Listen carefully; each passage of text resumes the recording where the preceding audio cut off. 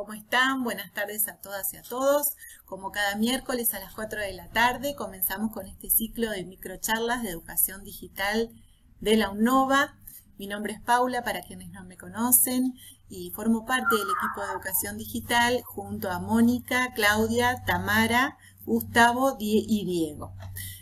La idea de hoy es mostrarles una presentación hablando un poco de algunas pautas que hay que tomar o hay que tener en cuenta a la hora de planificar encuentros presenciales. Les voy a mostrar una presentación y después charlamos un rato y hacemos algún intercambio.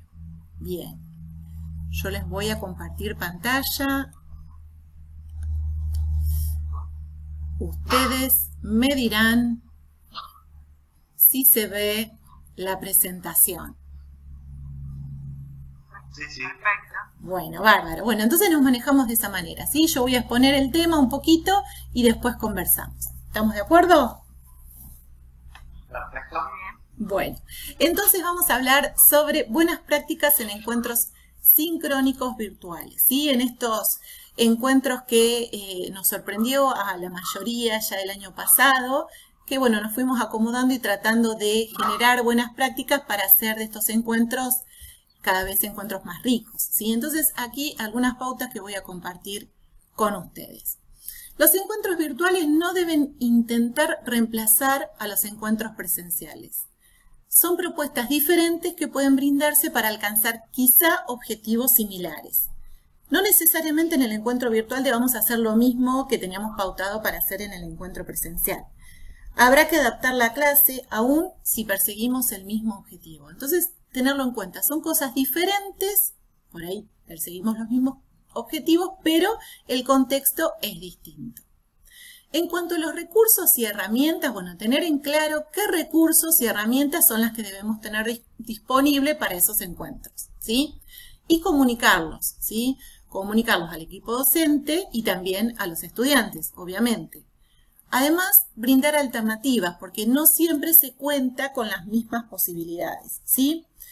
También en cuanto a los recursos y a las herramientas, hacer algo que hacemos, bueno, por ejemplo, que hicimos hace un rato antes de comenzar este encuentro.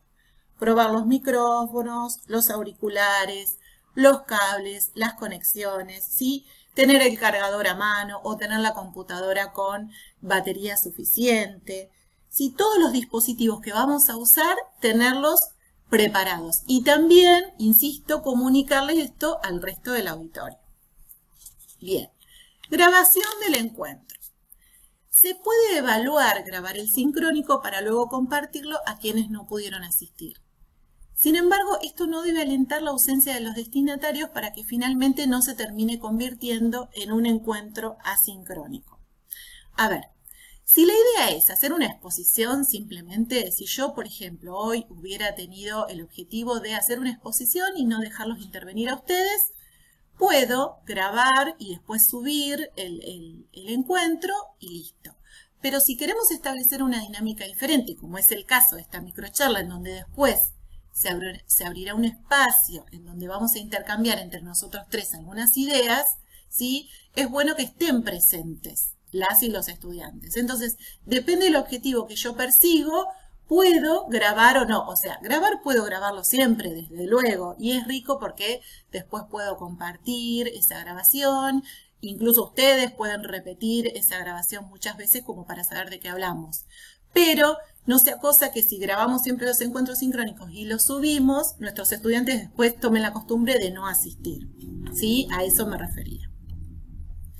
En cuanto a los contenidos digitales, si vamos a generar nuestros propios contenidos digitales para trabajar en los sincrónicos, debemos tener en cuenta que suele llevar mucho más tiempo al que estamos acostumbrados a utilizar, ¿sí? Siempre cuando, bueno, en general los docentes y las docentes estamos acostumbrados a dar clases en su mayoría en encuentros presenciales y ya estamos más cancheros, si se me permite la expresión, en cuanto a diseñar contenidos, ¿sí? Pero en cuanto al diseño de contenidos digitales propiamente dicho, hay que tener en cuenta que lleva mucho más tiempo. Implica una gran planificación, implica a veces el uso de herramientas que no conocemos o que por ahí justamente no estamos tan habituados a utilizar.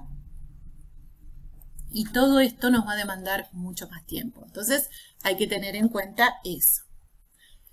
En relación a los tiempos de conexión en los encuentros sincrónicos, bueno, esto es algo que en general vemos en todas las capacitaciones. Hay que respetar los tiempos de conexión. En general uno se suele entusiasmar y entonces digo, bueno, a ver, voy a planificar un encuentro de 40 minutos y después nos extendemos un poquito más y termino dando una clase expositiva de 2 horas. Bueno, no, respetar los tiempos de conexión, ¿sí? Pautarlo, es decir, empezamos a esta hora, terminamos más o menos a esta hora y respetar eso, ¿sí? Porque, a ver, la atención de cualquier persona siempre es limitada en términos de tiempo, ¿sí? En la presencialidad también es así. Lo que pasa es que en la presencialidad, y más aún teniendo en cuenta, supongamos, vamos a retroceder un poco en el tiempo y a volver a cuando nosotros éramos estudiantes, que a duras penas nos animábamos cuando nos cansábamos o nos aburríamos de alguna clase a levantarnos e irnos, ¿sí? Eso era algo como que no estábamos acostumbrados a hacer. Pero el tiempo de atención realmente es limitado, ¿sí? A lo mejor estábamos 3 horas escuchando al docente, pero le prestábamos atención la primera hora nada más. Entonces, tener en cuenta que además los estudiantes de esta época son diferentes, ¿sí? Obviamente son diferentes a nosotros y el tiempo de atención es mucho más corto, ¿sí? Entonces, tener el tiempo de conexión claro y respetarlo. En cuanto a la comunicación, pensar en cuáles son los mejores modos y canales de comunicarnos. Justamente comunicar esto, el espacio y el encuentro sincrónico. ¿Cómo lo comunico? ¿De qué forma? ¿Con qué tiempo de antelación lo voy a hacer? ¿Cuáles canales voy a utilizar? ¿Estoy segura de que el mensaje les llegó a todos y a todas? Bueno, eso es fundamental, ¿sí? Establecer pautas claras. Establecer pautas para el encuentro. Por ejemplo, sugerir que se silencien los micrófonos mientras otra persona habla, levantar la mano o solicitar la palabra, mostrar el chat, si en el encuentro sincrónico hay chat, bueno, mostrar el chat, porque a lo mejor mientras el docente va exponiendo algo o explicando algo, se pauta esto de que los estudiantes puedan hacer consultas o comunicarse en el chat, ¿sí? También estructurar el encuentro con un inicio, un desarrollo y un cierre, para ayudar a nuestro auditorio también a orientarse en el transcurso de la propuesta. En definitiva, tiene que ver con lo que hacemos siempre, que es encuadrar la clase, darle contexto y establecer las normas, como hicimos hace un ratito. Bueno, yo les conté que íbamos a charlar sobre este tema, iba a exponer este tema yo y después íbamos a abrir un espacio de debate, ¿sí? Esto es fundamental, darle contexto en este sentido es fundamental. Brindar un cronograma. Si se trata de un ciclo de varios encuentros sincrónicos, será necesario dejar plasmado en un cronograma o en una especie de cronograma o planilla las fechas y los horarios de esos encuentros, ¿sí? Como todo, siempre que planifico, comunico para que la otra persona pueda también adaptarse, pueda también planificar y pueda comunicarse. Bien. ¿Qué se puede hacer en un sincrónico? Y acá hace un ratito pensando en esto que vamos a charlar, en este intercambio que vamos a tener, se pueden hacer muchas cosas, pero se me ocurrieron algunas ideas como fundamentales, algunas clases que en definitiva todos vamos llevando a cabo siempre. Clase expositiva. Se trata de una presentación y desarrollo de contenidos por parte de la o el docente. Pero para que no se convierta en un monólogo en el que no hay interacción de las y los oyentes, se puede planificar la exposición a partir de aportes o inquietudes que manifestaron los estudiantes. Por ejemplo, yo podría haber planificado esta charla a partir de preguntarles previamente a ustedes qué era lo que querían charlar respecto de los encuentros sincrónicos, ¿sí? Pudiendo también establecer, por ejemplo, en la exposición, y decirles a ustedes, bueno, ustedes, mientras yo voy exponiendo, ustedes me pueden interrumpir, repreguntar, o escribir en el chat, o mandar una consulta en el foro. También se puede pautar, como lo hicimos en este espacio, un espacio luego de la exposición, ¿sí? Doy la exposición, doy la clase, digamos, y después hacemos el intercambio. Eso en cuanto a las clases expositivas. No son las clases expositivas a las que estábamos acostumbrados nosotros, en donde el docente se paraba al frente del aula, digamos, y en ese lugar del saber y exponía sus conocimientos, ¿sí? Sino que necesariamente tiene que haber un intercambio, aún siendo una clase expositiva. Espacio de discusión y debate. En este caso será fundamental explicar la dinámica a llevar a cabo. Por ejemplo, se debe establecer cómo participará cada uno de los que está en el encuentro, solicitando la palabra o utilizando alguna herramienta o alguna estrategia, ¿sí? Es fundamental entonces establecer la dinámica, en qué momento, con qué orden va a intervenir cada uno o cada una, si lo va a hacer en forma individual, grupal, a través de tal plataforma, con el uso de determinada herramienta, en fin, eso se debe explicitar. Si vamos a dar una clase de consulta, en este tipo de encuentro la coordinación también es fundamental. Un poco reiterativo en cuanto a lo que decíamos recién, ¿sí? Ver de qué modo se realizan las consultas. Quizá damos una clase de consulta, pero la hacemos a partir de consultas que se han hecho previamente en algún espacio de comunicación, por ejemplo en un foro, ¿sí? O en un chat, ¿sí? Bueno, si las consultas se dieron previamente, bueno, se van a responder en el sincrónico. Si se hacen las consultas durante el sincrónico, bueno, ¿de qué modo se van a responder? ¿A través de qué medio? ¿Se hará por escrito? ¿Se hará levantando la mano y hablando? ¿De ese modo van a intervenir los participantes? Luego pautar quién o quiénes responden y cómo, porque a lo mejor la clase de consulta queremos que sea totalmente colaborativa, en donde no sean solamente las y los docentes quienes respondan, sino que respondan todos. Bueno, eso lo debemos ordenar, ¿sí? Para no pisarnos, para escucharnos todos, para que sea realmente un encuentro rico. Aula invertida, algo que está cada vez más en vigencia, que se utiliza cada vez más, esta estrategia, aula invertida, gamificación. Bueno, puede utilizarse el encuentro para aprovechar el tiempo en clase y potenciar otros conocimientos y habilidades. En este caso, como docentes, debemos cumplir una función de mediador o mediadora. Hay que considerar el antes, el durante y el después de la clase. ¿Por qué antes? Bueno, porque antes justamente lo que debemos hacer es brindar o proveer los materiales y las actividades que ellos van a realizar. El durante, ¿por qué? Porque ahí es donde debemos promover el intercambio y la discusión. Y el después, bueno, quizá podemos compartir alguna actividad o algún contenido digital, ¿sí? Algo para fijar lo visto durante todo el proceso. Por último, actividades de evaluación. Y como siempre, ya sea para cualquier actividad, sea una actividad que se va a evaluar o no, para ello siempre será necesario contar con una consigna clara y una forma eficaz de comunicarla.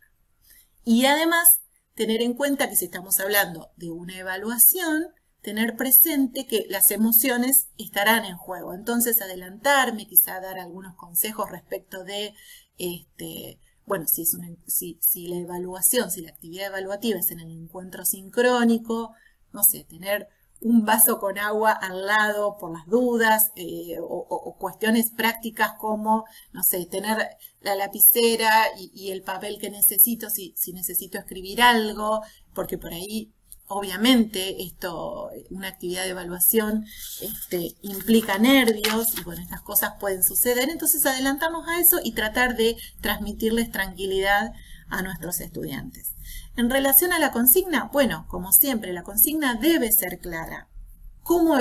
¿Qué tengo en cuenta para una consigna clara? Bueno, establecer todas las normas, todas las pautas, encuadrar la actividad, decir cuál es el propósito de enseñanza, los objetivos de aprendizaje, la duración, ¿sí? Cuándo comienza, cuándo termina, si hay que entregar alguna producción, de qué forma hay que generar esa producción, con qué herramienta, en qué espacio la voy a entregar, de qué modo, cuándo, los criterios de evaluación, bueno, eso siempre, los criterios de evaluación, cómo va a ser evaluado, con qué criterios van a ser evaluados los estudiantes, si van a, además de ser evaluados, si van a ser calificados, si esa calificación tiene incidencia en la aprobación de toda la propuesta o no, para qué sirve, ¿sí?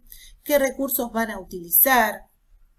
Y como siempre decimos, tener un plan B, ¿sí? Algo más por si falla algo, la conectividad, la herramienta. Yo como docente me quedo sin conectividad, ¿qué pasa? ¿Qué hago? Bueno, todo eso tenerlo en cuenta. Bueno, y esto preparé como para iniciar una charla sobre las buenas prácticas en encuentros sincrónicos virtuales. Y ahora voy a dejar de compartir para verlos. Ahí está. Nora, ¿me escuchás? Sí, sí. ¿Será que? Ahí está. Bueno. Bueno, sí, me parece interesantísimo. La verdad que tuvimos el año pasado que aprenderlo como pudimos y lo fuimos haciendo como fue, bueno, con el apoyo de ustedes. La verdad que todo el equipo fue fundamental para que nosotros pudiéramos tratar de darle lo mejor a los alumnos. A mí lo que siempre se me complicaba era esto de que los alumnos, bueno, ponían el cartelito del nombre. Yo estoy muy acostumbrada en mi materia como muy de hacerlos participar y de charlar con ellos, de ida y vuelta. Y de verdad, los alumnos, a pesar de que yo les decía de que, bueno, vamos a hacerlo de esta manera, y bueno, y intentaba distintas estrategias para explicaba algo y preguntaba o qué les parecía un ejercicio, la verdad que la devolución, sobre todo en las primeras clases, era como un poco difícil. A medida que iban tomando confianza, creo que también en el uso de la herramienta, porque fue para todos igual, y a veces, como vos decías, los alumnos están con un celular, y bueno, y si ponían el audio no tenían el video, bueno, era como un poco complejo. Entonces, al principio, digamos, yo insistía mucho en lo de la cámara, después me di cuenta que no todo el mundo tenía esta herramienta. Pero bueno, fue lo que más me costó a mí, como docente, no tener esa interacción permanente en el aula. Bueno, intentaba hacer distintas estrategias y siempre me quedaba como con esta duda de si habían entendido, si la clase había sido, qué sé yo, si no se habían aburrido. Era siempre mi duda, digamos, que uno a veces les preguntaba al final de la clase, yo hacía un espacio como de preguntas, pero bueno, siempre te decían, no, está todo bien. Es como que creo que ahí, bueno, hay que acentuar, asumo ahí que ahí hay que acentuar un poquito la creatividad o, bueno, pensar en estrategias que uno puede ir haciendo, digamos. En la teoría uno lo lee, lo que vos explicaste es lo que uno sabe, pero después quizás no faltó el cómo hacerlo en la práctica, ¿no? Quizás a lo mejor podrían pensar ustedes en alguna charla de cómo hacerlo en la práctica. Bien, bien. Sí. Tirar tips de cómo hacerlo en la práctica. Vos sabés que sí, coincido con vos y me sigue sucediendo esto de dar clases sincrónicas virtuales y tener ver solamente mi cara y el de algún otro pobre que se apiada y pone la camarita. Hay situaciones absolutamente diversas, como charlábamos, ¿sí? Personas que, bueno, por ahí no tienen todos los recursos como para mostrar dónde están, o bueno, y simplemente a veces nos queda la duda si de verdad el que está del otro lado no está durmiendo o no está en otro lado porque está silenciado y con la cámara apagada. Es muy difícil, sí, y de la teoría a la práctica sí hay una brecha muy grande porque yo puedo dar tips, pero te digo, todavía me sucede, tengo clases de, 80 participantes en donde veo 2 caras y la mía. Y es una pena, yo los aliento a que sea una clase quizá un poco más descontracturada, en donde todos y todas podamos participar. Sin embargo, esto sigue sucediendo y ellos están, viste, ahí atrás, a lo mejor sin escucharnos, a lo mejor sí, nos quedamos con la duda. Algo que por ahí me ha funcionado es utilizar alguna herramienta de alguna encuesta anónima, ¿sí? Entonces, por ejemplo, pero en ese momento, termino el encuentro y digo, bueno, ahora entren a tal página, supongamos menti.com, Mentimeter, que probablemente la conozcas porque la hemos trabajado en las capacitaciones, y entonces ellos ahí opinan en forma anónima, y es absolutamente anónimo, ¿sí? Obviamente que de los 80 no opinan los 80, pero bueno, supongamos, opinan 20, que ya son mucho más de los que veo la carita, ¿sí? Entonces les digo que es anónima y les digo, bueno, a ver, ¿qué es lo que se entendió? ¿Qué es lo que no se entendió? ¿Qué necesitarían? O pregunto algo que di en la clase, a ver, como para yo palpar, a ver qué se entendió o no. Es difícil. Y pensando en la presencialidad, también he usado esta herramienta en la presencialidad, porque por ahí en la presencialidad ellos están y yo los veo, pero me dicen, como decías vos recién, ¿se entendió? Sí, sí, sí, sí. Y después no entendieron mucho o quedaron mil dudas que no se animan a preguntar. Entonces, sí, depende de sí, los grupos. sí, sí.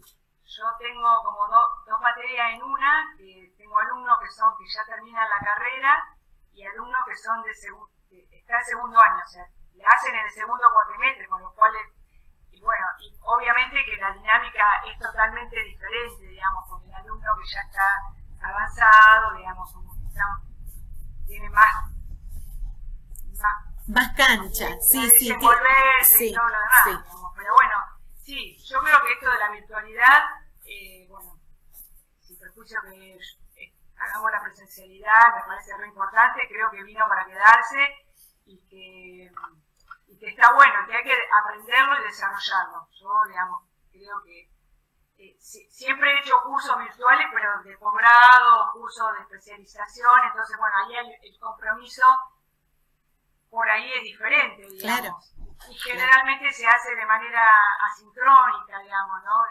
Entonces, bueno, uno tiene algún encuentro, pero en esto de que vos decías, bueno, no reemplazar o hacer lo que uno hacía en lo presencial en lo virtual.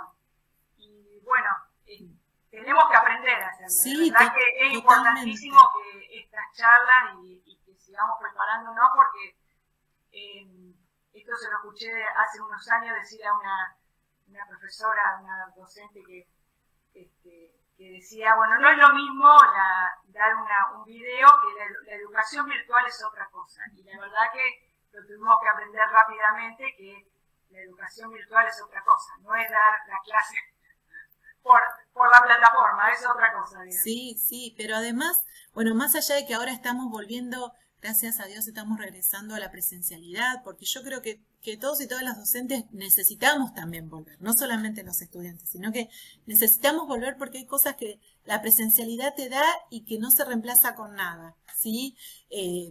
No sé, siempre charlamos de lo mismo cuando hablamos de virtualidad, el tono de voz, la cara, los ánimos,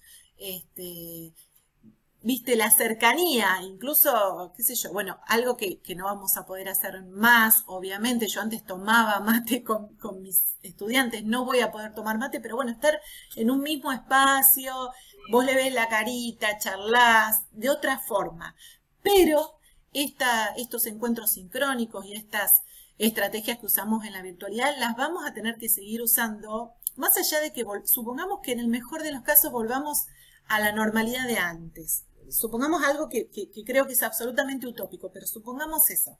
Digo, aprovechar todo lo que aprendimos este año, ¿sí? Y capitalizarlo, justamente porque nos brindan otras posibilidades. Hay gente que por ahí está lejos y ahora se puede incorporar, antes no podía hacerlo. Me parece fundamental. Y no es nada fácil, no es nada fácil, pero ya tener la motivación de crecer como profesionales de la educación, de seguir capacitándonos, de intercambiar, yo te escucho, vos me escuchás, nos tiramos alguna idea, vemos algún video, si no, digamos, es como que no aprendimos nada, entonces me parece muy rico. No, seguro. Bueno, lo que vos decías, el tema de la comunicación, el tema de cómo uno se prepara, digamos, para estar frente a la cámara, los fondos, digamos, cómo uno tiene que hablar, la luz, bueno, todas estas cosas que hacen también, digamos, el estar presentable frente a la cámara, porque eso, uno a veces participa de charla o videos donde ve que el docente o quien está, digamos, está tirado en un sillón, digamos, a mí me ha pasado en algún curso, bueno, creo que todos esos detalles los tenemos que cuidar para hacerle más agradable y bueno, y que el alumno pueda permanecer y bueno, y sí pensar en estrategias, como decías vos, para no hacerlo tan monótono. Bueno, eso es lo que a veces resulta como un poquito difícil a los que todavía no tenemos como este entrenamiento, pero creo que a medida que uno lo hace le va encontrando algún espacio. Sí, sí.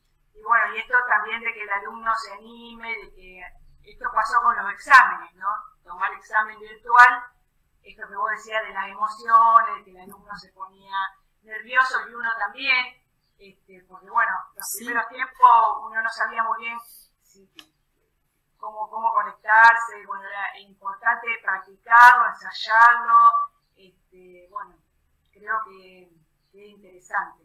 Sí, los chicos quizás, los alumnos, a pesar de que puedan tener este miedo, ellos están más acostumbrados a lo virtual. Y bueno, y muchas veces los problemas técnicos, yo les decía, bueno, a ver, ayúdenme acá, ¿cómo hacemos? O les paso, o habilito que alguien me suba el power y bueno, eso era una estrategia también de participación, ¿no? Yo decía, bueno, ¿quién se ocupa? Me sube el power, se lo paso.